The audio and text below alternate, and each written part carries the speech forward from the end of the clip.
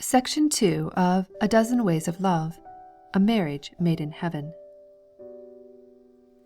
In the backwoods of Canada, about 80 miles north of Lake Ontario, there is a chain of 3 lakes, linked by the stream of a rapid river, which leads southward from the heart of a great forest. The last of these 3 lakes is broad, and has but a slow current, because of a huge dam which the early Scottish settlers built across its mouth, in order to form a basin to receive the lumber floated down from the lakes above. Hence this last lake is called Haven, which is also the name of the settlement at the side of the dam. The worthy Scotsman, having set up a sawmill, built a church beside it, and by degrees a town and a schoolhouse. The wealth of the town came from the forest. The half-breed Indian lumbermen, toiling anxiously to bring their huge tree trunks through the twisting rapids, connected all thoughts of rest and plenty with this peaceful Haven Lake and the town where they received their wages. And perhaps because they received their first ideas of religion at the same place, their tripping tongues to this day call it not Haven, but Heaven. The town throve apace in its early days, and no one in it throve better than Mr. Reed, who kept the general store. He was a cheerful soul, and it was owing more to his wife's efforts than his own that his fortune was made, for she kept more closely to the shop and had a sharper eye for the pence. Mrs. Reed was not cheerful. She was of a rather acrid disposition. People said that there was only one subject on which the shopkeeper and his wife agreed. That was as to the superiority of their daughter in beauty, talent, and amiability over all the other young women far or near. In their broad Scotch fashion they called this daughter Elin, and the town knew her as Bonnie Elin Reed. Everyone acknowledged her charms, although there might be some who would not acknowledge her preeminence.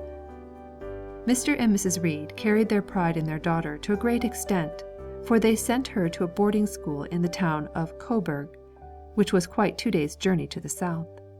When she came back from this educating process well grown, healthy, handsome, and, in their eyes, highly accomplished, the parents felt that there was no rank in the Canadian world beyond their daughter's reach, if it should be her pleasure to attain it.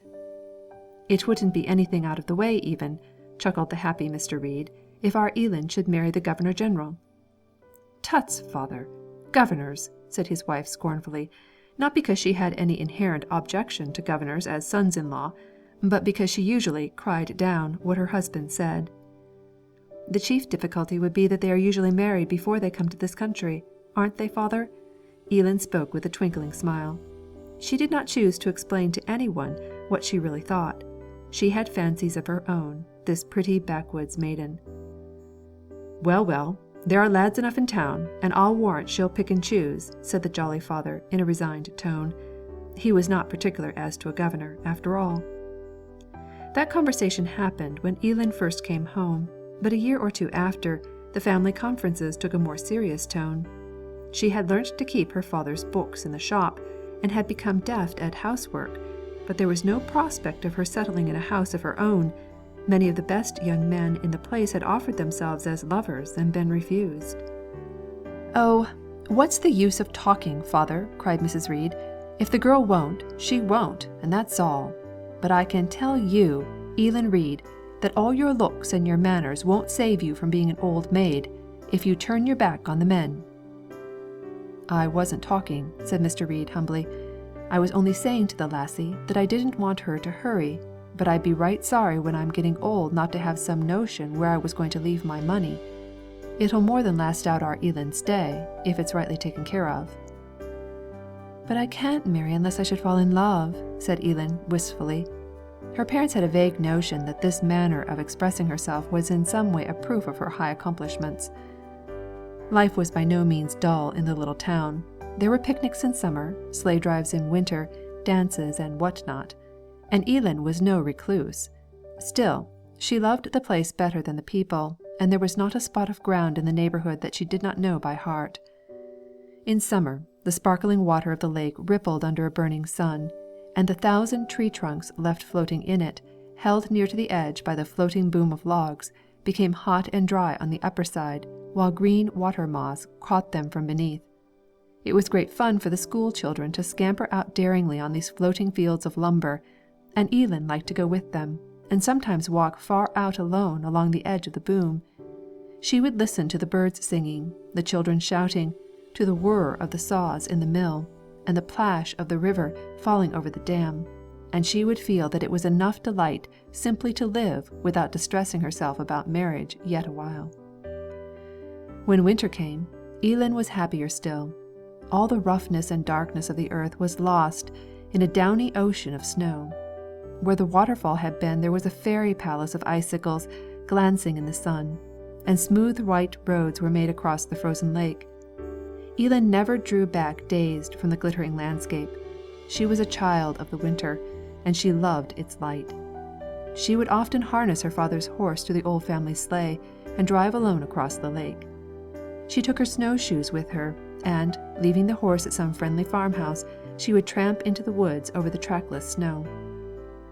The girl would stand still and look up at the solemn pines and listen, awed by their majestic movement and the desolate loveliness all around. At such time, if the thought of marriage came, she did not put it aside with the light fancy that she wished still to remain free. She longed, in the drear solitude, for someone to sympathize with her, someone who could explain the meaning of the wordless thoughts that welled up within her, the vague responses of her heart to the mystery of external beauty. Alas, among all her suitors there was not such a friend. There was no one else in town who cared for country walks as Elin did, at least no one but the schoolmaster. She met him occasionally, walking far from home. He was a quaint, old-looking man, and she thought he had a face like an angel's. She might have wished sometimes to stop and speak to him, but when they met he always appeared to have his eyes resting on the distant horizon, and his mind seemed wrapped in some learned reverie, to the oblivion of outward things. The schoolmaster lived in the schoolhouse on the bank of the curving river, a bit below the waterfall. He took up his abode there a few months before Elin Reed came home from school. He had come from somewhere near the centres of education, had been imported, so to speak, for the special use of Haven settlement, for the leading men of the place were a canny set and knew the worth of books. His testimonials had told of a higher standard of scholarship than was usual in such schools, and the keen Scots had snapped at the chance and engaged him without an interview. But when he arrived they had been grievously disappointed. He was a gentle, unsophisticated man, shy as a girl and absent-minded withal. "Aweel, I'll not say but he'll do to put sums and writings into youngsters' heads, and teach them to spout their poems, but he's not just what I call a man." This was the opinion which Macpherson, the portly owner of the mill, had delivered to his friends. "There's something lacking, I'm thinking," said one. "He's 36 years old, and to see him driving his cow afield, you'd say he was 60, and him not sickly either." "I doubt he's getting far too high a salary," said Macpherson solemnly. "To pass examinations is all very well, but he's not got the grit in him that I'd like to see." So they had called a school committee meeting, and suggested to the new schoolmaster, as delicately as they could, that they were much disappointed with his general manner and appearance, but that, as he had come so far, they were graciously willing to keep him if he would consent to take a lower salary than that first agreed upon. At this the schoolmaster grew very red, and, with much stammering, he managed to make a speech. He said that he liked the wilderness and extreme beauty of the country, and the children appeared to him attractive. He did not wish to go away, and as to salary, he would take what they thought him worth. In this way they closed the bargain with him on terms quite satisfactory to themselves. "But hoots," said the stout Macpherson, as he ambled home from the meeting, "I've only half a respect for a man that can't stand up for himself," and this sentiment was more or less echoed by them all. Happily, the schoolmaster did not desire society. The minister's wife asked him to tea occasionally, and he confided to her that, up to that time, he had always lived with his mother, and that it was because of her death that he had left his old home, where sad memories were too great a strain upon him, and come farther west. No one else took much notice of him, partly because he took no notice of them. At the ladies' sewing meeting, the doctor's wife looked round the room with an injured air and asked, "How is it possible to ask a gentleman to tea, when you know that he'll meet you in the street next morning and won't remember who you are?" "A lady who respected herself couldn't do it," replied Mrs. Reed positively, and then in an undertone she remarked to herself, "The gaby." Miss Anne Blakely pursed her lips and craned her thin neck over her work. "As to that I don't know, Mrs. Reed. No one could visit the school, as I have done, and fail to observe that the youth of the town are more obedient than formerly. In my opinion, a gentleman who can command the respect of the growing masculine mind—" She finished the sentence only by an expressive wave of her head. "There is much truth in Miss Blakely's remark," said a timid little mother of 6 sons. People married early, as a general thing, in Haven Settlement, and Miss Blakely, having been accidentally overlooked, had, before he came, indulged in some soft imaginations of her own with regard to the new schoolmaster. Like others, she was disappointed in him, but she had not yet decided whether, to use her own phrase, he would not, after all, be better than none. She posed this question in her mind with a new balancing of reasons for and against for about 3 years, and the man who was thus the object of her interest continued to live peacefully, ignorant alike of the hostile criticism and tender speculation. It was a terrible day for the schoolmaster when the honest widow who lived with him as housekeeper was called by the death of a daughter-in-law to go and keep the house of her son-in-law in another town. She could only tell of her intention 2 weeks before it was necessary to leave, and very earnestly did the schoolmaster consult with her in the interval as to what he could possibly do to supply her place, for servants in Haven Settlement were rare luxuries. "I don't know, I'm sure, sir, what you can do," said Mrs. Sims hopelessly. "The girls in these parts are far too proud to be hired to work in a house. Why, the best folks in town mostly does their own work. There's Mrs. Reed, so rich, just has a woman to do the charring. And Elin, that's the beauty, you know, makes the pies and keeps the house spick and span. But you couldn't keep your own house clean, could you, sir? Let alone the meals. And you wouldn't live long if you hadn't them." As the days wore on, the schoolmaster became more urgent in his appeals for advice, but he did not get encouragement to expect to find a servant of any sort, for the widow was too sincere to suggest hope when she felt none, and the difficulty was not an easy one to solve. She made various inquiries among her friends. It was suggested that the master should go to the boarding house, which was a large barn-like structure, in which business men who did not happen to have families slept in uncomfortable rooms and dined at a noisy table. Mrs. Sims reported this suggestion faithfully, and added, "But it's my belief it would kill you outright." The schoolmaster looked at his books and the trim arrangements of his neat house, and negatived the proposition with more decision than he had ever shown before. After a while Mrs. Sims received another idea of quite a different nature, but she did not report this so hastily. It required more finesse. It was entrusted to her care with many injunctions to be tactful, and it was suggested that if there was a mess made of it, it would be her fault. The idea was nothing less than that it would be necessary for the master to marry, and it was the gaunt Miss Anne Blakely herself who confided to his present housekeeper that she should have no objections to become his bride, provided he wrote her a pretty enough, humble sort of letter that she could show her friends. "For, mind you, I'll not go cheap to the like of him," she said, raising an admonishing finger, as she took leave of her friend. "I'd rather remain single, far." "I think he could write the letter," replied Mrs. Sims. "Leastways, if he can't do it, I don't know what he can do, poor man." Having been solemnly enjoined to be careful, Mrs. Sims thought so long over what she was to say before she said it, that she made herself quite nervous, and when she began, she forgot the half. Over her sewing in the sitting-room one evening, she commenced the subject with a flustered little run of words. "I'm sure such an amiable man as you are, sir. Almost 3 years I've lived in this house and never had a word from you, not one word." It is to be remarked that the widow did not intend to assert that the schoolmaster had been mute. "And you are nice in all your ways, too. If I do say it, quite the gentleman." "Oh," said the schoolmaster, in a tone of surprise, not because he had heard what she said, but because he was surprised that she should begin to talk to him when he was correcting his books. "And not a servant to be had far or near," she went on with agitated volubility. "And as for another like myself, of course that's too much to be hoped for." She did not say this out of conceit, but merely as representing the actual state of affairs. The schoolmaster began to look frightened. He was not a matter-of-fact person, but as long as a man is a man, the prospect of being left altogether without his meals must be appalling.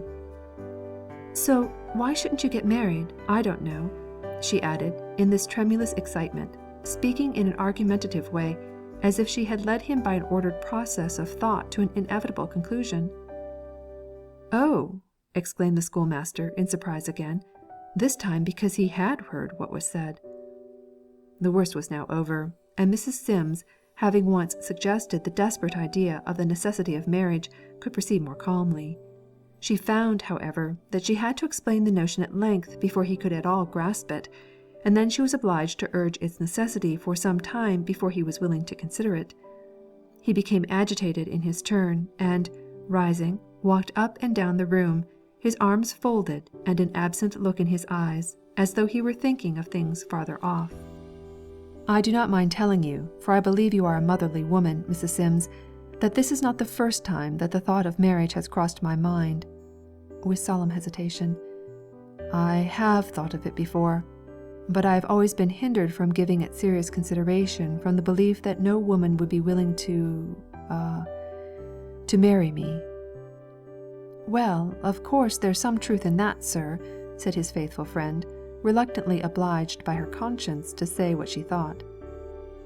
"Just so, Mrs. Sims," said the schoolmaster with a patient sigh, "and therefore, perhaps, it will be unnecessary to discuss the subject further."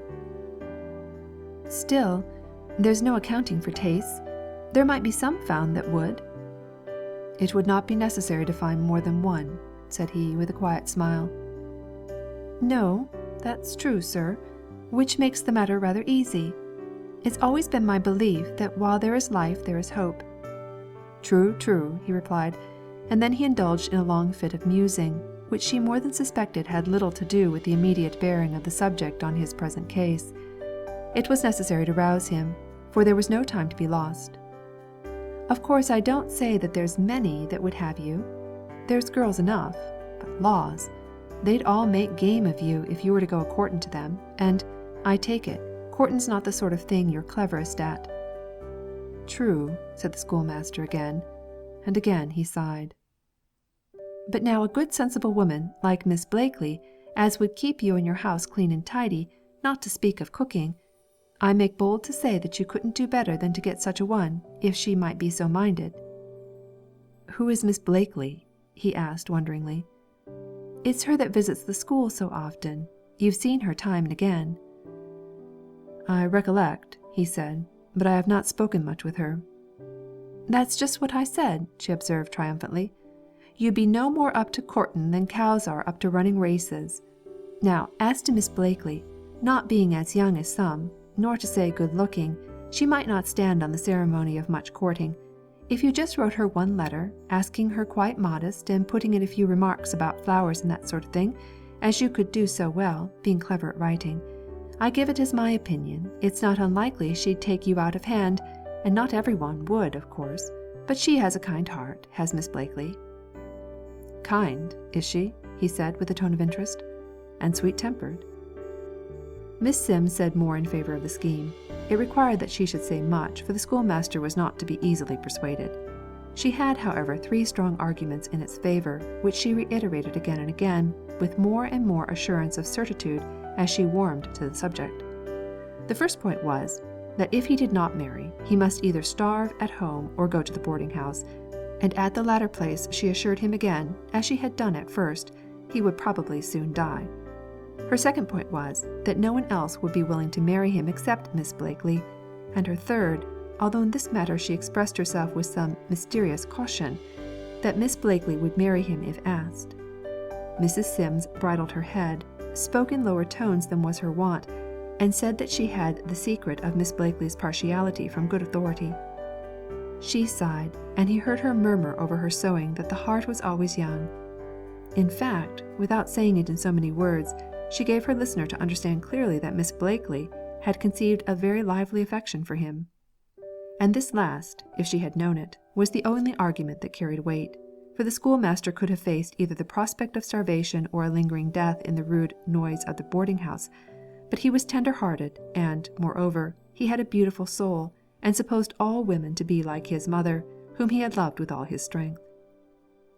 "You'd better make haste, sir," said Mrs. Sims, "for I must leave on Thursday, and it's now Saturday night. There's not over much time for everything. Although, indeed, Mrs. Graham, that goes out charing, might come in and make you your meals for a week, though it will cost you half a quarter's salary. Charing is that expensive in these parts." The schoolmaster proceeded to think over the matter, that is to say, he proceeded to muse over it, by which process he did not face the facts as they were, did not become better acquainted with the real Miss Blakely, but made some sort of progress in another way, for he conjured up an ideal Miss Blakely, gentle and good, cheerful, with intellectual tastes like his own, a person who, like himself, had not fared very happily in the world until now, and for whom his love and protection would make a paradise. It did occur to him, occasionally, that the picture he was drawing might not be quite correct, and at those times he would seek Mrs. Sims, and ask a few questions of this oracle by way of adjusting his own ideas to the truth. Poor Mrs. Sims, between her extreme honesty and her desire to see the schoolmaster, whom she really loved, assured of future comfort, had much ado to be tactful and say the right thing. She naturally regarded comfort as pertaining solely to the outer man, and fully believed that this marriage was the best step he could take, so her answers, when they could not be satisfactory, were vague. "How can you doubt, sir, that you'll be much happier with a wife to cook your meals regular, and no more bother about changements all your life? I'm sure if I were you, sir, I wouldn't hesitate between the joys of matrimony and single life." "Perhaps not, Mrs. Sims, but I, being I, do hesitate. It is a very important step to take, just because, as you say, there will be no more change." "And it's just you that have been telling me that the very thing you dislike most in this world is change. And there are other advantages, too, in having kith and kin, for it's lonesome without when you're old, and just think how beautiful for a wife to weep over you when you're a-dying, and she'll do that all, Miss Blakely will, sir. I'm sure, as her friend, I can answer for it."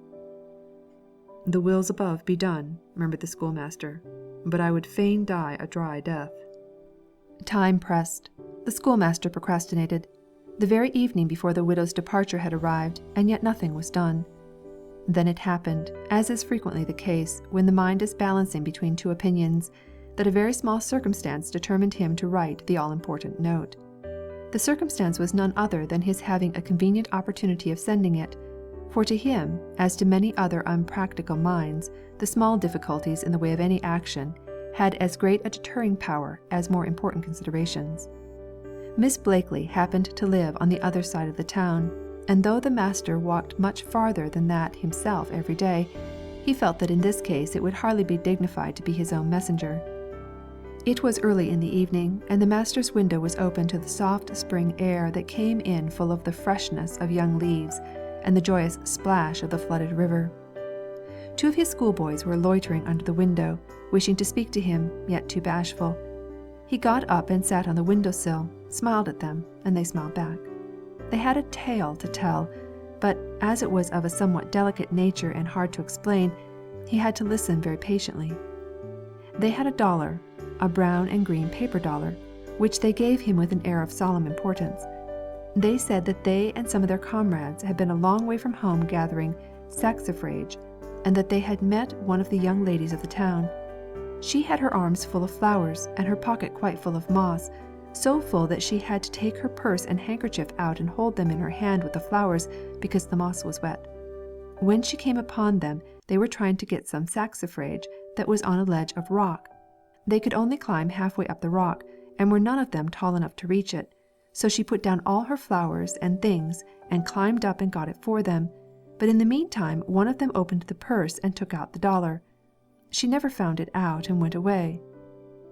"Not either of you?" said the schoolmaster.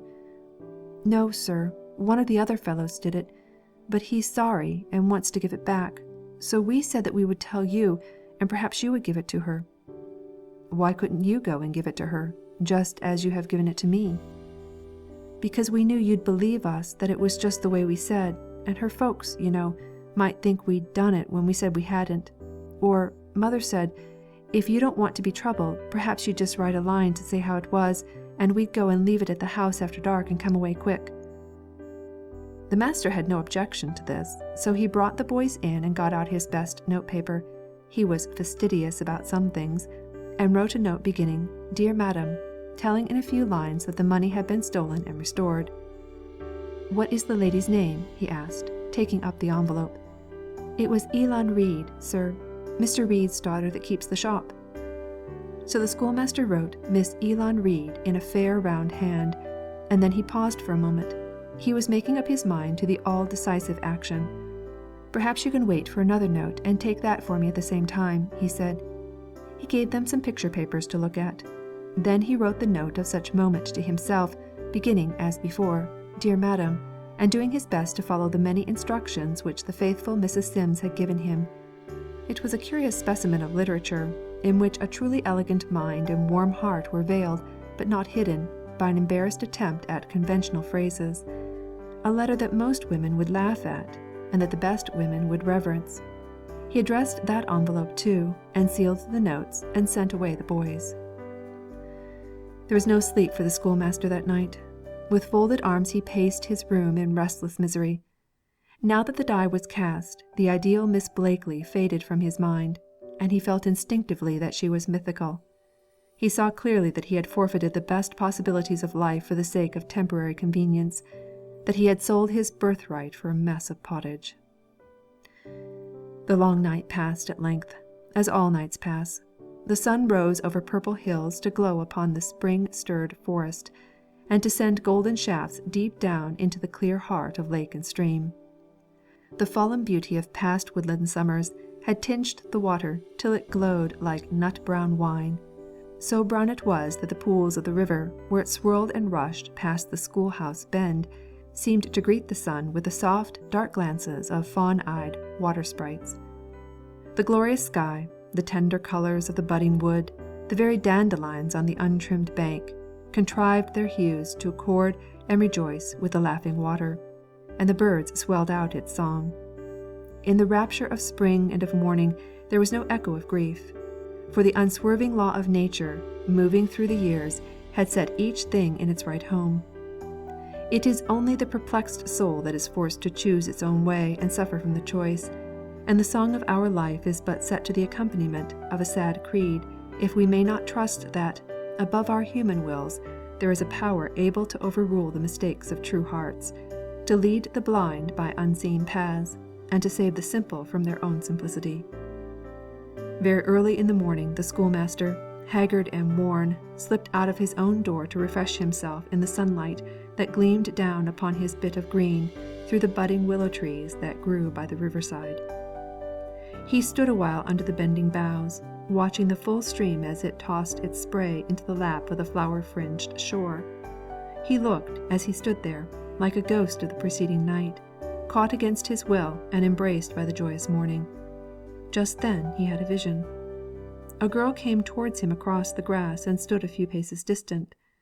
The slender willow twigs, with their hanging catkins and tiny golden leaves, made a sort of veil between them. She was very beautiful. At least so the schoolmaster thought. Perhaps she was the personification of the morning. Perhaps she was a wood nymph. It did not matter much. He felt, in his excitement and exhaustion, that her beauty and grace were not real, but only a hallucination of moving sun and shade. She took the swaying willow twigs in her pretty hands and looked through them at him and stroked the downy flowers. "Why did you send me that letter?" she said at last, with a touch of severity in her voice. "The letter," he stammered, wondering what she could mean. He remembered, with a sort of dull return of consciousness, that he was guilty of having sent a letter, terribly guilty in his own estimation, but it was sent to Miss Blakely, and this was not Miss Blakely. That one letter had so completely absorbed all his mind that he had quite forgotten any others that he might have written in the course of his whole life. "Don't be angry with me," he said imploringly. He had but one idea, that was, to keep this radiant dream of beauty with him as long as possible. "I'm not angry. I'm not angry at all.